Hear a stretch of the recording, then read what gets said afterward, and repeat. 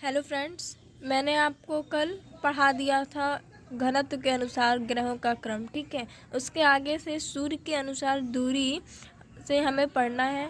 उसके आगे के जितने भी टॉपिक थे इसकी फ़र्स्ट वीडियो मैंने डाल दी है। अगर आपने वो वीडियो नहीं देखी है तो आपको यहाँ समझ नहीं आएगा, इसलिए मैं रिक्वेस्ट करती हूँ कि पहले आप वो वीडियो देखें फिर ये वीडियो देखें। ठीक है, सो हम अपने टॉपिक पे आते हैं कि सूर्य के दूरी के अनुसार ग्रहों का क्रम। ठीक है, सूर्य से दूरी के अकॉर्डिंग भी क्या किया गया है, ग्रहों के क्रम डिसाइड किए गए हैं। ठीक है, सो बुध, शुक्र, पृथ्वी, मंगल, बृहस्पति, शनि, अरुण एवं वरुण, यानी सूर्य के सबसे निकट का, पृथ्वी के जो सबसे पास का सूर्य के जो सबसे पास का ग्रह है वो बुध है और सबसे दूर स्थित ग्रह वरुण है। ठीक है, सो पृथ्वी के ये दूर और पास के ग्रह हैं। इन सब चीज़ों को मैंने आपको इससे फर्स्ट वीडियो जो मैंने डाली थी उसमें भी आप सबों को समझाया था कि बच्चों प्लीज़ आप लोग कौन दूरी पे है, कौन निकट है, इन सब चीज़ों पर आप स्पेशली ध्यान दीजिएगा, क्योंकि ये सारी चीज़ें MCQ में ज़्यादातर पूछी जाती हैं। ठीक है, बाकी मैं आपको इम्पोर्टेंट भी बता दूंगी। ठीक है, द्रव्यमान के अनुसार ग्रहों का क्रम। ठीक है, हर चीज़ के अनुसार द्रव्यों के क्रम डिसाइड किए गए हैं। सो द्रव्यमान के अनुसार भी ग्रहों का क्रम डिसाइड है, जिसमें से ये बढ़ते क्रम में है, जिसमें से बुध, मंगल, शुक्र, पृथ्वी, अरुण, वरुण, शनि एवं बृहस्पति, यानी न्यूनतम द्रव्यमान वाला ग्रह बुध एवं अधिकतम द्रव्यमान वाला ग्रह बृहस्पति है। ठीक है, सबसे ज़्यादा द्रव्यमान वाला ग्रह बृहस्पति है और सबसे कम द्रव्यमान वाला ग्रह बुध है। बच्चों, हो सकता है वीडियो के साथ कुछ अदरवाइज जा रही हो, सो प्लीज़ आप उसे इग्नोर करें। ठीक है, परिक्रमण काल के अनुसार ग्रहों का क्रम। ठीक है, उनके अनुसार भी ग्रहों का क्रम डिसाइड किया गया है। तो बढ़ते क्रम में बुध, शुक्र, वरुण, अरुण, पृथ्वी, मंगल, बुध एवं शुक्र, इतने चीज़ों को परिक्रमण काल के अनुसार ग्रहों का क्रम डिसाइड किया गया है।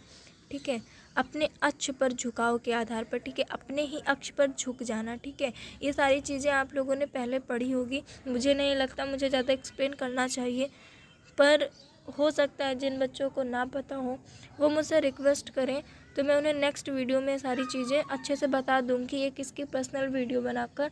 अगर मैं यहाँ इसे अच्छे से समझाने बैठी तो मैं सिर्फ यही इतना समझा पाऊँगी, बाकी आपके आगे के जो टॉपिक आपके लिए आज मैटर करते हैं वो रह जाएंगे। ठीक है, तो मैं पहले उसको पढ़ा देती हूँ।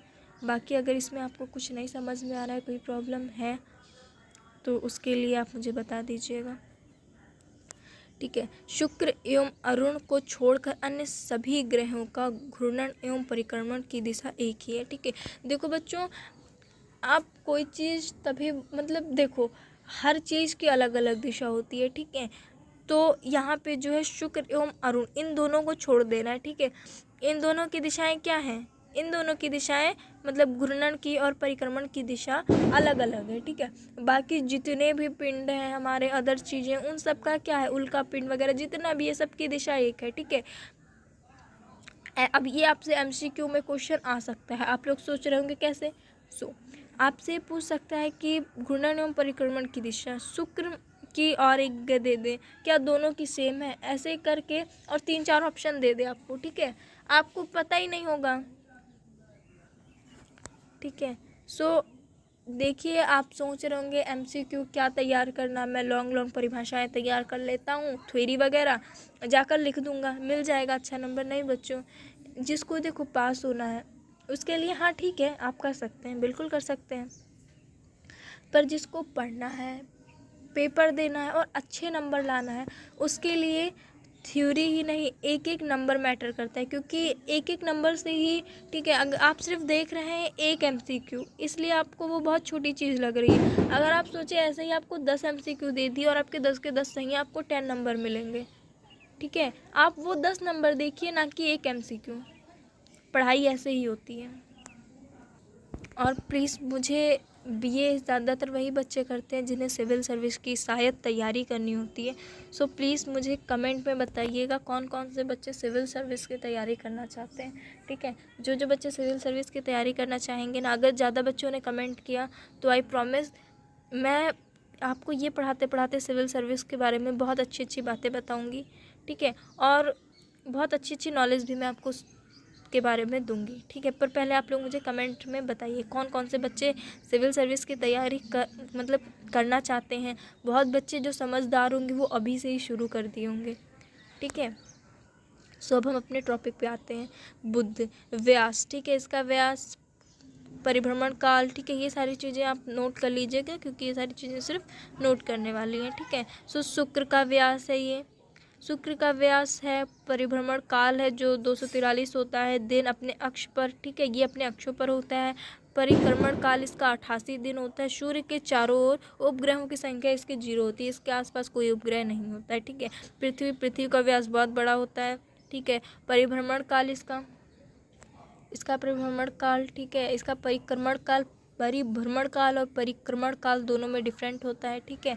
सो दिन सूर्य के चारों ओर उपग्रह की संख्या 1, किसके उपग्रहों की संख्या 1 होती है, ठीक है। मंगल का व्यास है, परिभ्रमण काल दे रखा है, अपने अक्ष पर ये भी रहता है। परिक्रमण काल इसका 687 है, दिन है, ठीक है। उपग्रहों की संख्या इसमें 2 होती है, कितनी होती है, 2 उपग्रहों की संख्या होती है, ठीक है। पृथ्वी, इसमें कुछ समझाने जैसा नहीं है बच्चों, इसमें आपको सिर्फ याद करना है खुद से, ठीक है। तो ये सारी चीज़ें आप याद कर लीजिएगा। मैं डायरेक्टली टॉपिक पे चलती हूँ जो आपको समझाना है, ठीक है। बाकी ये सारी चीज़ें आपको याद करनी है, आप नोट कीजिएगा, याद कीजिएगा। अगर कुछ नहीं समझ में आ रहा होगा आप वो चीज़ पूछिएगा कमेंट में, मैं आपको बता दूंगी, ठीक है। सो क्षुद्र ग्रह, इस पे हम चलते हैं। मंगल एवं बृहस्पति ग्रह की कक्षाएं, ठीक है। जो मंगल और बृहस्पति ग्रह उनकी कक्षाओं में बीच मतलब जो ये ग्रह हैं इनके बीच कुछ छोटे छोटे आकाशीय पिंड है, ठीक है। क्या होते हैं, इनके जो बीच में आकाशीय पिंड होते हैं जो सूर्य की परिक्रमा कर रहे हैं, ठीक है। इनके बीच में एक पिंड होते हैं जो सूर्य की परिक्रमा करते हैं, या फिर नॉर्मल लैंग्वेज में कर रहे हैं, ठीक है, करते हैं ज़्यादा सही है, उसे क्षुद्र ग्रह कहते हैं। क्या कहते हैं, क्षुद्र ग्रह, ठीक है। मैं एक बार फिर से रिपीट कर देती हूँ शॉर्ट फॉर्म में। मंगल और बृहस्पति ग्रह की कक्षाओं के बीच में छोटे छोटे आकाशीय पिंड होते हैं जो सूर्य की परिक्रमा कर रहे होते हैं, उन्हें ही कहते हैं ग्रह, ठीक है।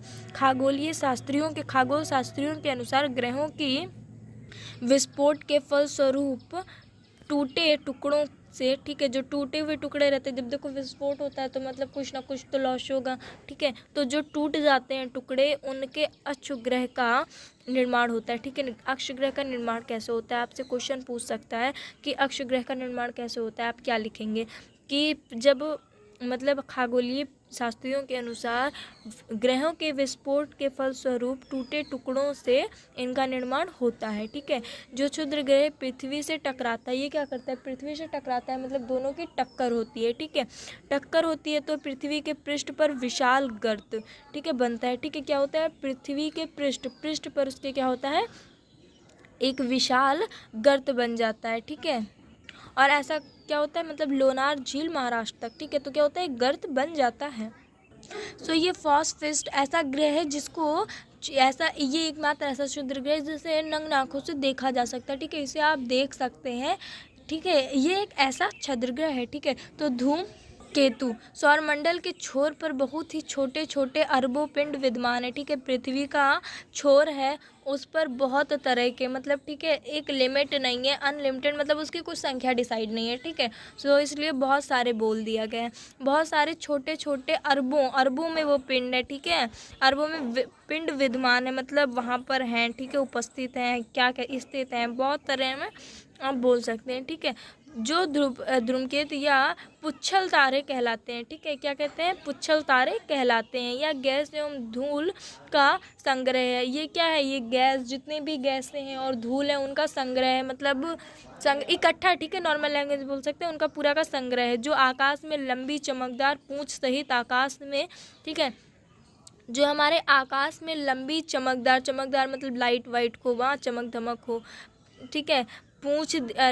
पूंछ सहित मतलब पूंछ के साथ, ठीक है, उसको सहित बोलते हैं। प्रकाश में चमकीले गोले के रूप में दिखाई देते हैं। ये क्या होते हैं, ये हमें चमकीले गोले मतलब गोल सा दिखाई देते हैं, चमकदार, ठीक है। धूमकेतु केवल तब दिखाई पड़ता है जब वह सूर्य की ओर अग्रसर होता है, ठीक है। देखो उसकी एक शर्त है भाई धूमकेतु की, वो तभी दिखेगा जब वो सूर्य के अग्रसर होता है, ठीक है, वरना वो भाई नहीं दिखेगा, ठीक है। क्योंकि सूर्य किरणें इसकी गैस को चमकीला बना देती हैं। भाई ये क्यों दिखता है, क्यों दिखता है? इसमें भी भाई सूर्य का एहसान है, क्योंकि सूर्य क्या करता है, सूर्य की जो किरणें होती है इसके गैस की को चमकीला बना देती हैं। क्या करती हैं? लाइट दे देती हैं, अच्छे से भाई चमक धमक दे देती हैं, ठीक है, चमकीला बना देती हैं।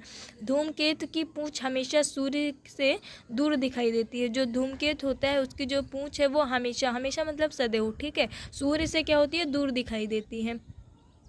हेले नामक धूमकेतु का परिक्रमण काल 76 वर्ष है, ठीक है। जो हेल नामक धूमकेतु का परिक्रमण है इसका काल 76 वर्ष डिसाइड है, ठीक है।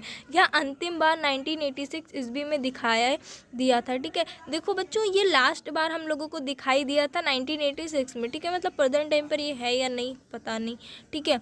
96 दिखाई मतलब क्या हुआ था, दिखाई दिया था अगली बार, ठीक है। इसके बाद वह 1986 प्लस 76 2062 में दिखाई देगा, ठीक है। ये क्या होगा, ये हमें भाई अभी नहीं दिखाई देगा, ये हमें 2062 में दिखाई देगा। तब तक अगर सब कुछ ओके रहा तो देखेंगे, ठीक है।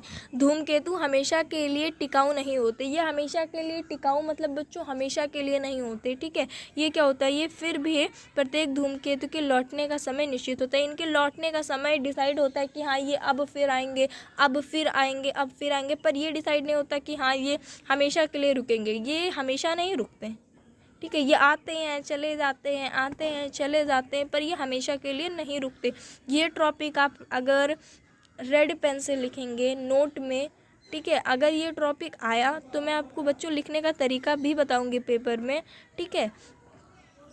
तो मतलब आप अच्छे से लिख पाएंगे। फ़िलहाल मैं आपको नोट पढ़ाते पढ़ाते ही बता रही हूँ आधी से ज़्यादा चीज़ें, ठीक है। सो जब अगर आपके मतलब पेपर में टॉपिक आया तो आप क्या कीजिएगा, जो ये लाइन है इसको आप क्या करना है, इसको आपको रेड पेन से, ठीक है, रेड पेन आप ना यूज़ करें पेपर में, वैसे यूज़ कर सकते हैं डिग्री कॉलेज के बच्चे, पर आपको जो पेन सही लगे, ग्रीन, ठीक है, ब्लू, पिंक, बहुत तरह की पेन्स आती हैं, ठीक है। आपको जो पेन अच्छा लगे उस पेन से इसे हाईलाइट करके यूज़ करें, ठीक है। आप डिग्री कॉलेज के स्टूडेंट हैं, आप हाइलाइटर पेपर में यूज़ कर सकते हैं, ठीक है। आप के पास अगर नहीं है कलरफुल पेन, मान लीजिए पेपर टाइम में आप भूल गए, नहीं लेकर गए, हाइलाइटर हमेशा रखिएगा। आप क्या कीजिएगा, चीज़ों को हाईलाइट कर दीजिएगा, जिससे टीचर क्या करता है, टीचर सिर्फ हाईलाइट चीज़ों पे ज़्यादा फोकस करता है, ठीक है।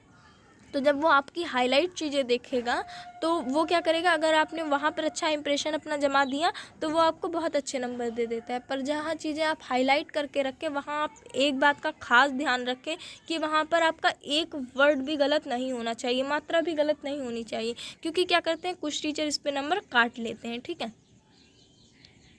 तो हम अपना लास्ट टॉपिक देखते हैं, उल्का।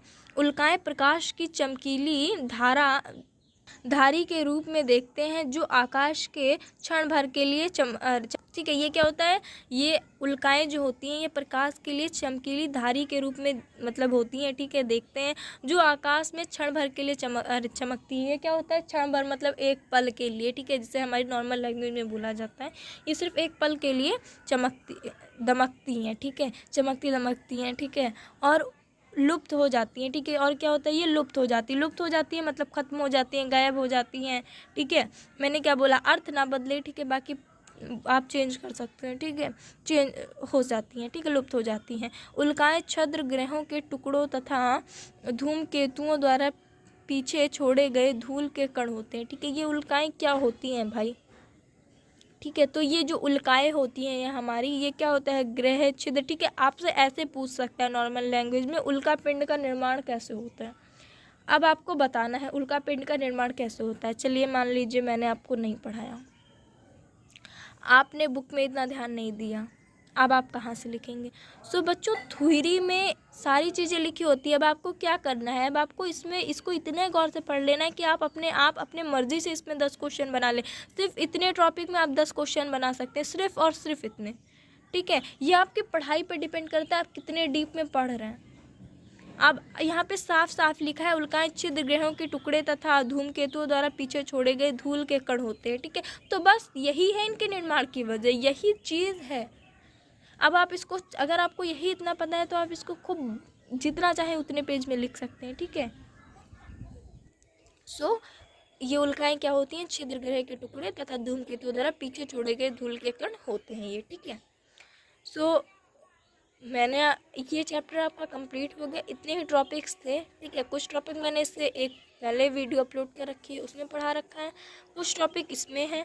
दोनों आप पढ़ें, नोट करें। नोट करना, जितनी जल्दी आपकी नोट्स कंप्लीट होगी उतनी जल्दी आप पढ़ सकेंगे, ठीक है। और जब भी मैं पढ़ा रही हूँ प्लीज़ आप सिर्फ़ और सिर्फ पढ़ाई पे ध्यान दें, क्योंकि कोई चीज़ खुद से पढ़ने में उतनी जल्दी समझ नहीं आती, जितना कोई दूसरा समझा दे तो आ जाती है, ठीक है। आप पढ़ते हुए अपने अगल बगल की चीज़ों का ध्यान रखें कि हाँ शांति का माहौल हो, जिससे आपको कोई भी प्रॉब्लम पढ़ने में ना हो, ठीक है। और मैं फिर बोल रही हूँ, अगर आप मुझसे कोई टॉपिक मिस हो रहा है तो मेरे ख्याल से मैं बहुत ध्यान देकर आप लोगों को पढ़ाती हूँ, ठीक है, कि मेरे वजह से कोई भी टॉपिक आपका मिस ना हो जो पेपर में आ जाए और आपका लॉस हो, ठीक है। इसलिए मैं 2-3 राइटर की बुक, और इस बार का मैं सबसे पहले मैंने यही देखा है सिलेबस कि कितने कितने टॉपिक हैं आपके सिलेबस में, और जितने टॉपिक हैं मैं आपको सारे पढ़ाने की कोशिश करती हूँ। फिर भी अगर मुझसे कुछ टॉपिक मिस हो रहे हैं तो प्लीज़ आप मुझे बताएं, मैं आपको वो भी टॉपिक पढ़ाने की पूरी कोशिश करूँगी, और ये भी कोशिश करूँगी कि आपको जल्दी से जल्दी मिल जाए, ठीक है। तब तक के लिए आप इसे नोट कीजिए, नेक्स्ट चैप्टर आपको बहुत जल्दी मिलेगा। मेरे चैनल को लाइक एंड सब्सक्राइब कर दीजिए। Thank you.